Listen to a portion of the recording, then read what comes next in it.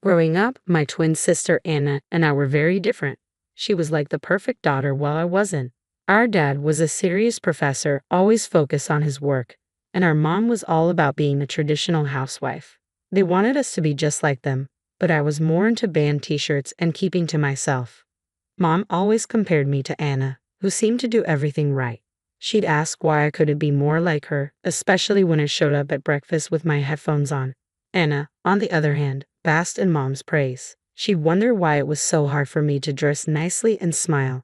It felt like we were from different worlds. One Saturday, we had to attend one of Dad's boring faculty parties, which we couldn't skip. I decided to rebel in my own little way. I put on some heavy eyeliner and wore boots that definitely didn't fit the usual standards. "You're not going out like that, are you?" Mom caught me on the stairs, eyeing my boots like they were covered in mud. I shrugged, my usual defense. "Don't see why not," she sighed, that long sigh that meant I was the biggest disappointment in her perfectly ordered world.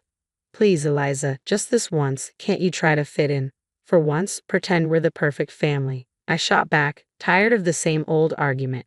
"It's not about pretending, it's about showing respect for your father," she argued, her voice getting sharper. Anna overheard and chimed in, her heels clicking on the hardwood floor. "Mom's right, Liz, it's not that hard to look decent. Why do you always have to make things difficult?" "Maybe I don't want to be a clone of you, Anna," I snapped, feeling my face heat up.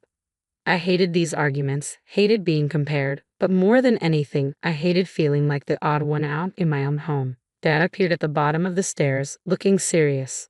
"Eliza, go change now. We're leaving in 10 minutes, he said firmly. His tone didn't allow for any argument. He didn't need to raise his voice. The disappointment in his eyes was enough to make me obey. I marched back to my room to swap my boots for boring flats and wipe away half my eyeliner. As we drove to the party, the car was silent except for the classical music Dad insisted on playing because it was calming. I stared out the window, watching the trees blur past. In that moment, I promised myself someday I'd live a life where no one could tell me what to wear, how to act, or who to be. Someday, I'd be free from the echo of these expectations. My room was the only place where I could pretend I was somewhere else, anywhere else. Unlike the rest of the house, filled with my parents' choices, my room was mine. It wasn't much, just 4 walls covered in sketches and music posters, but it was my escape from the reality of my family's expectations. One evening, as I was trying to lose myself in a playlist of my favorite bands, Dad knocked and marched into my room. His face was set in a familiar frown. "Eliza, turn that noise down, and why haven't you studied with Anna today? You know you both have exams coming up," he said, his voice stern. I pulled out one earbud and looked up at him, trying to keep my voice steady. "I've been studying, just not with Anna. I learn better on my own," I explained. Dad shook his head, clearly not convinced. "You know the rules. Your sister gets good grades, and you should be doing the same." "It's not about making things difficult," I said, feeling frustrated. "I just don't see why I have to follow Anna's way of doing everything. Can't I have my own way of studying?" He didn't respond to that, just shifted his complaint. "And those friends of yours, I saw you with them at the cafe yesterday. I don't think they're a good influence. You should be spending time with the daughters of my colleagues. They're more suitable." My temper rose. "Suitable for what? For you?" "Because they talk about economics and pretend to enjoy those boring university gatherings." Before he could answer, Mom appeared at the doorway, her voice sharp as she joined in. "Eliza, your father is right. Those girls are from good families. They know how to behave. They're the kind of friends you should want." I stood up, facing both of them. "What if I don't want friends who are picked for me? What if I want to choose my own friends, choose what I study, or even what I want to be?" I exclaimed. Mom's response was final. "That's enough, Eliza. You know your future is with the university. Your father has made sure of that. And after you graduate, you'll need to start thinking about settling down." The words "settling down" hung in the air like a life sentence. "You mean start thinking about being someone's wife like Anna is? Is that all you think I'm meant for?" Mom's face softened slightly, but her voice remained firm. "We want what's best for you. Following the path we've set out will give you a good life."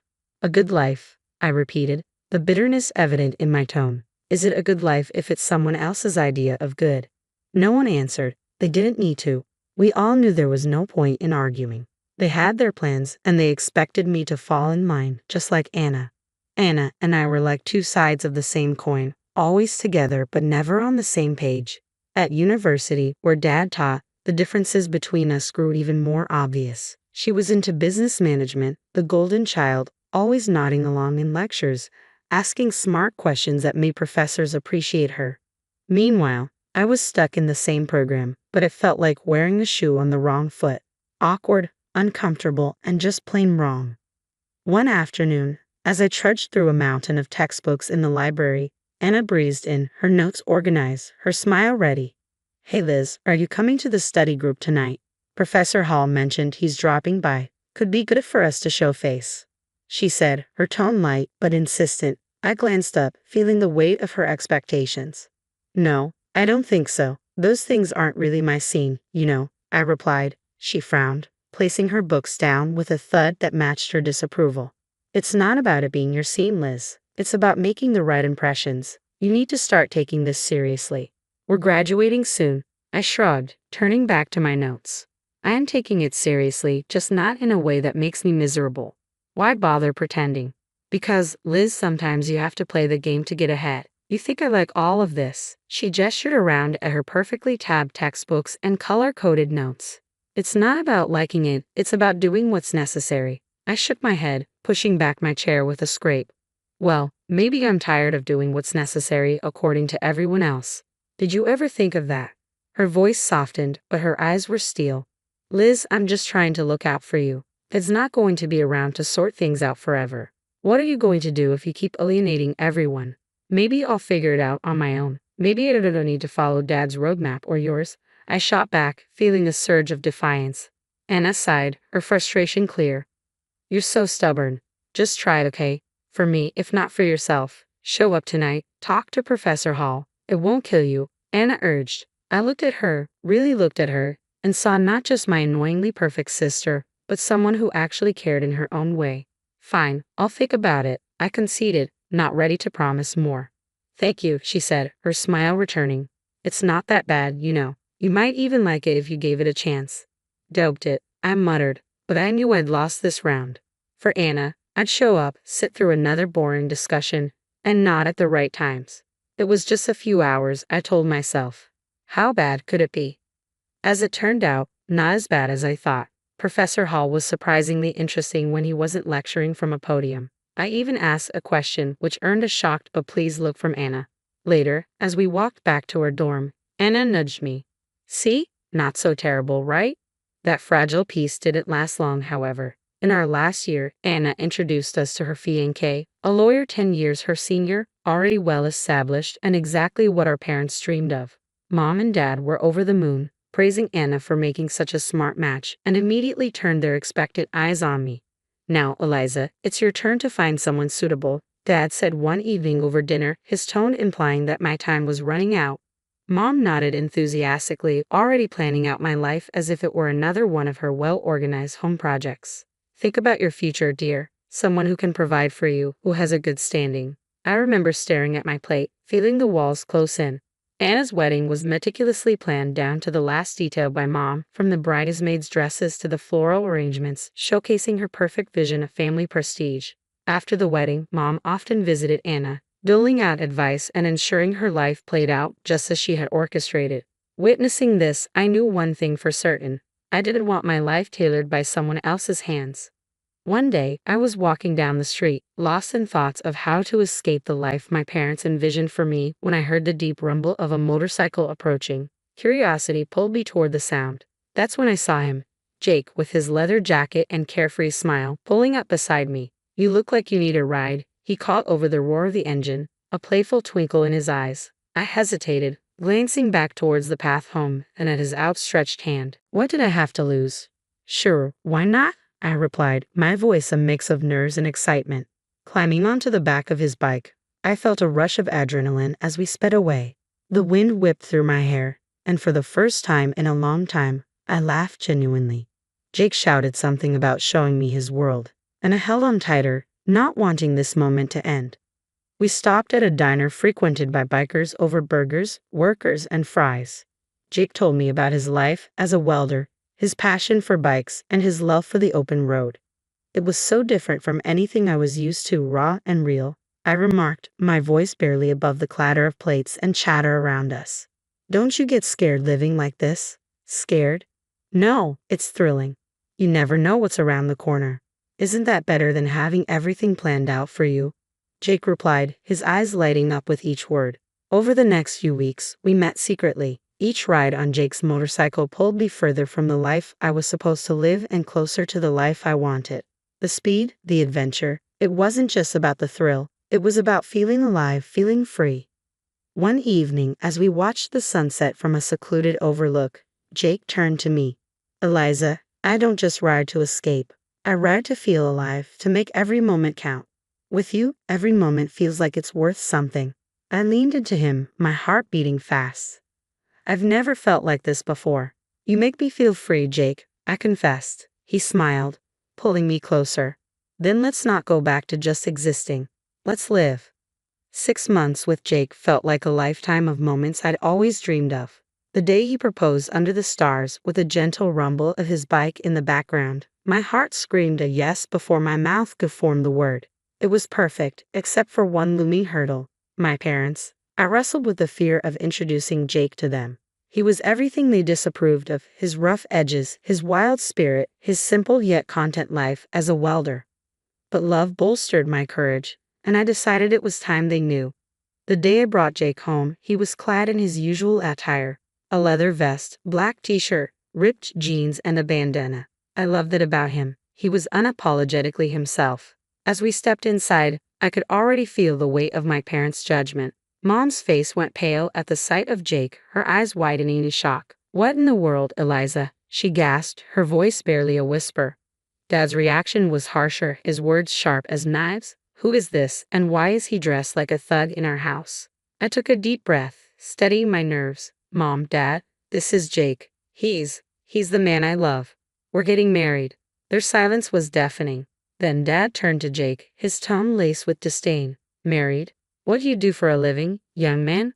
What are your qualifications? Jake, bless him, didn't waver. I'm a welder. I took some specialized courses after high school. I work hard and I make an honest living.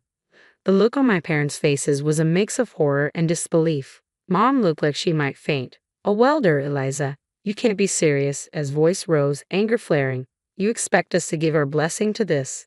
To throw away your future for a welder? I felt my resolve harden. Yes, because he makes me happy. Isn't that what should matter? But the life you'll lead, Mom started, her voice tremulous. Will be the life I choose. I shot back, my own voice gaining strength. Dad shook his head, his decision clear. We cannot and will not support this. If you choose him, don't expect to be a part of this family. The finality in his tone broke my heart, but not my decision. Jake squeezed my hand, giving me the strength to face them. Then I choose Jake. I choose us. I choose my happiness. Mom's eyes filled with tears, and Dad's jaw clenched tight. If you walk out with him, don't bother coming back, Dad said, his voice cold. Walking away from my parents' house with Jake, my heart was a mess of emotions, pain, relief, excitement, and fear all mixed into one. The night air felt different, like each breath I took was a step further into a new life. We rode in silence for a while, the only sound the steady roar of the motorcycle beneath us. When we finally stopped at a small diner on the outskirts of town, Jake turned to me, his face serious. You sure about this, Eliza? I mean, really sure? There's no going back after tonight, he said, his eyes searching mine for any hint of doubt. I nodded, squeezing his hand tightly. I've never been more sure of anything. Being with you, this feels right. It feels like what I'm supposed to do. He smiled, that reckless, charming smile that had won me over the first day we met. All right then, let's do it. Let's start our life together. Inside the diner, we found a quiet booth in the corner.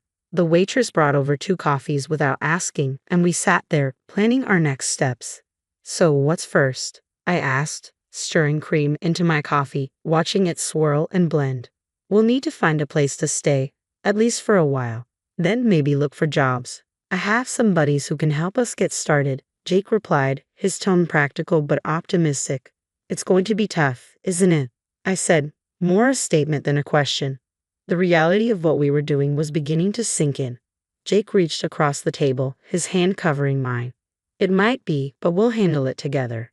Tough is nothing new for either of us, right? I couldn't help but laugh, a short, sharp burst of genuine amusement. Right, together. We spent hours in that diner, talking and planning. Every so often, Jake would throw out an idea that sounded so wild, so free, that it made my heart jump. And maybe one day we'll save enough to take that road trip across the country.